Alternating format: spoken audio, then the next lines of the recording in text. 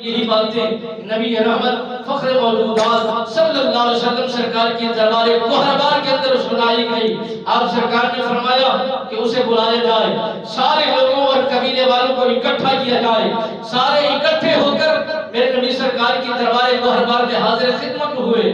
آپ سرکار نے فرمایا اس عورت کو کس نے قتل کیا ہے اور کس وجہ سے کیا گیا ہے؟ اور وہ نبینا صحابی پیچھے بیٹھا ہوا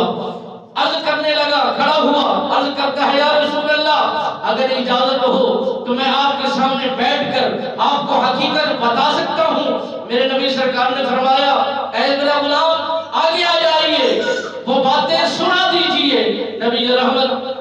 فخر موجودات صلی اللہ علیہ وسلم سرکار کا وہ نبینا صحابی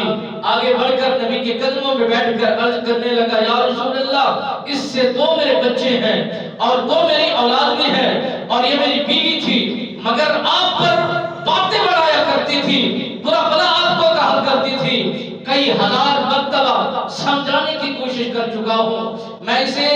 بہترین راستہ دکھاتا رہا ہوں، سمجھانے کی پوری کوشش کرتا رہا ہوں، مگر یہ اپنے موقف سے ہٹی نہیں ہے۔ جب بھی جاتا ہوں آپ کی قربت سے یہ مجھ پر تان کرتی ہے، جب بھی آپ کی قربت سے میں نکل کر اپنے گھر میں داخل ہوتا ہوں یہ باتیں سناتی ہے، آپ کو برا بلا کہتی ہے۔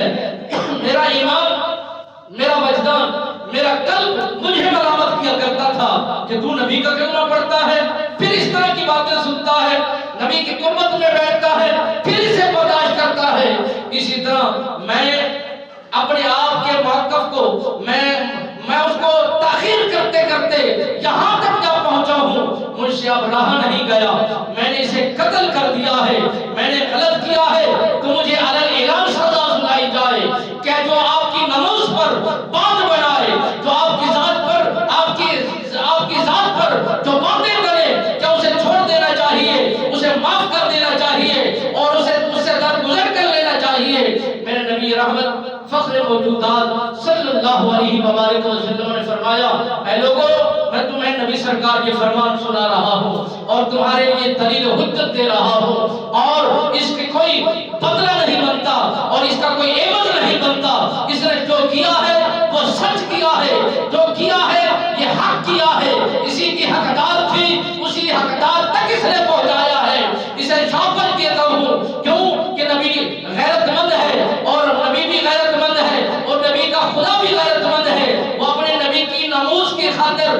ہرگز کسی بات پر کمپرومائز نہیں کرتا، کسی بات کو برداشت نہیں کرتا۔ حضرت امام مالک سرکار کی خدمت میں ایک جوان حاضر ہوا۔